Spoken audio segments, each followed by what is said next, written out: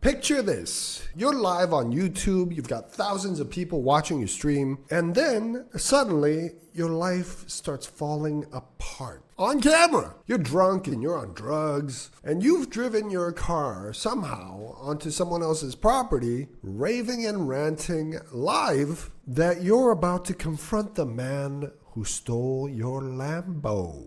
I'm at Carlos's house. This is where Carlos lives, guys. I am live streaming from Carlos's house. Carlos has my Lamborghini right here in his garage.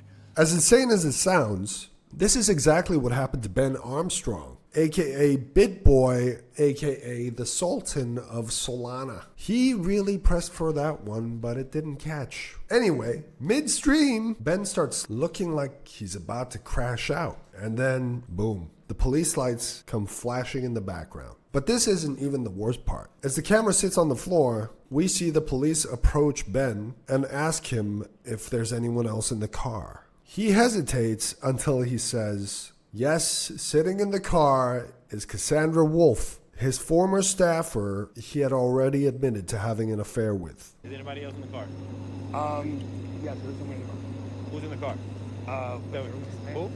What's that? Who's in your car? Who's in my car? Yes. Okay. Let's, Who's in your car? who's in my car? Who's in your truck, sir? Cassie is in my car. Cassie's in my All truck. right, Cassie. Cassie's in my truck. My wife knows that we're here, by the way. She knows we came to do this. But my wife is aware. So we're live on YouTube right now. Okay. We got about 2,500 people watching. So Cassie is a girl I had an affair with. This isn't just a bad day. This marked the lowest point in BitBoy's career and possibly his whole life. It definitely marked the collapse of the BitBoy brand and empire. But how did we get here? How did the king of crypto YouTube end up in a car, live streaming, high off his head, with the cops yelling at him? Let's rewind. Some folks are larger than life. BitBoy's life wasn't always rosy and cokey. He started out as a graphic designer at Ben Armstrong Designs when he became addicted to meth, of all things. And then he ended up living in his car. He eventually lost his job as a graphic designer, and at one point he was so broke that he only had $20 to his name. He saved that money to buy food, but instead of eating, he bought meth, which was the wake-up call he needed. It was in 2013 that Ben bought his first Bitcoin for around $200. He got clean and started gymming, which helped him get back on his feet. He also ended up marrying his counselor and actually ended up becoming executive director of 3-Dimensional Life, a rehab center. He also ended up running a car wash. So he was incredibly successful at this point. Just 5 years later, Ben would launch the BitBoy Crypto YouTube channel. He was still working as a personal trainer and running the car wash, but he spotted an opportunity in the emerging crypto space. As expected, the early days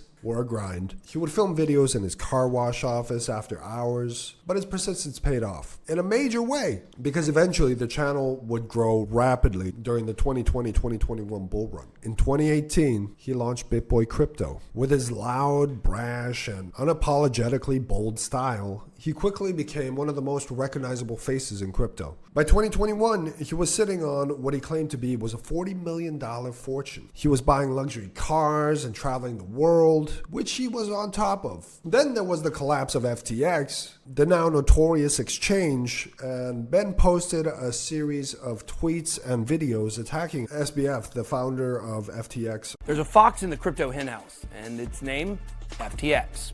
Turns out SBF was a total fraud. I hope he's enjoying his time in prison right now. Anyway, once FTX folded, Ben actually flew to the Bahamas with an entire camera crew and tried to sneak around SBF's luxury apartment complex. I killed this man's whole career. We saved crypto in America. That's my impression of BitBoy, and no, you didn't. And it does make what happened next hard not to look away, because it's like a car crash happening in slow motion, and you can just keep replaying it because it's, wow, I can't believe this actually happened. Here comes the drama. It all started around the time Ben launched his own Ben token, which of course ended up rugging. Then came the lawsuits. Back in Georgia, 3 male employees at HIT Network, the media and production arm of BitBoy Crypto, went to local authorities and accused him of touching them sexually. grabbing their crotch and ass and shit. And there were even allegations of steroid abuse and workplace violence, like him hurling bottles full of protein at staff, allegedly. Then there was Ben's former business partner, TJ Shed, who accused him of some wild shit. Extortion, theft, and even diverting $50K a month to his mistress, Cassandra Wolf. But who is this Cassandra who Ben had fallen head over heels for?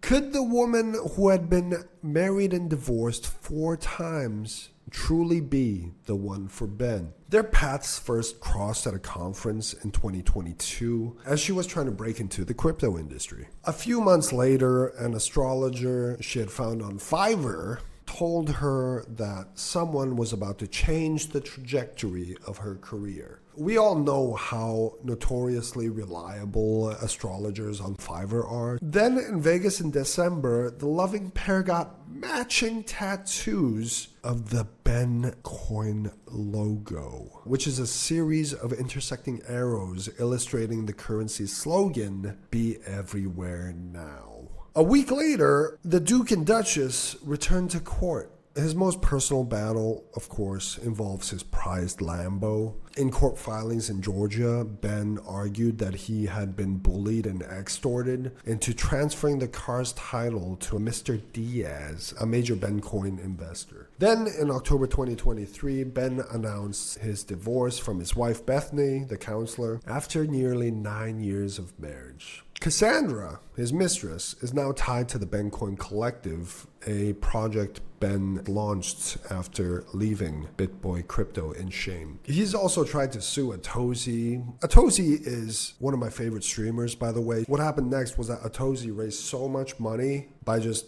talking about this publicly that Ben realized he couldn't bully him and he was forced to drop the suit. He's had a couple other antics. He had a fight with Ansem at Influencer Combat and he lost. But you know what? Mad respect for even stepping into the ring, even if it's with Ansem. Anyone who steps in has my respect. But yeah, he got caught promoting a bunch of shit coins. And he even had a rate sheet showing how much he charges for shitcoins. So yeah, he apologized for that and the space just did not give a shit. Most recently, he was arrested because he was going after a judge, which obviously is insane. And you wonder what state of mind you have to be in to be doing something so stupid. Still, my favorite moment is the live stream police incident. At this point, it's hard not to feel sorry for him, even a little bit. Here's a guy who went from being a crypto brand name to holy shit, what the hell happened here? He built an empire only to watch it crumble under his own weight or the weight of his drug-fueled rants. It was just a series of really terrible decisions that got him here. Let's think about that for a second. This is the same guy who once bragged about his $40 million crypto fortune. And nowadays, he's sitting in some motel room solo, losing his shit. Do I have your attention now? Do I have it? So what's next for Ben? After the live streaming meltdown, the lawsuits, and the endless drama, it's hard to see him bouncing back. But if you've been in crypto long enough, you know that volatility is our friend, and no one is more volatile than Ben. We've all round-tripped our bags, just like Ben's had his ups and downs. Who knows what comes next? In this space, anything can happen. So I wouldn't count him out just yet. What do you think? If you enjoyed this episode, give us a like and subscribe to the channel for more deep dives into the wildest crypto stories, like the one in the link below. I'm your host, Valerioshi, and I'll catch you in the next one. You've been watching DJ Reports. Ciao.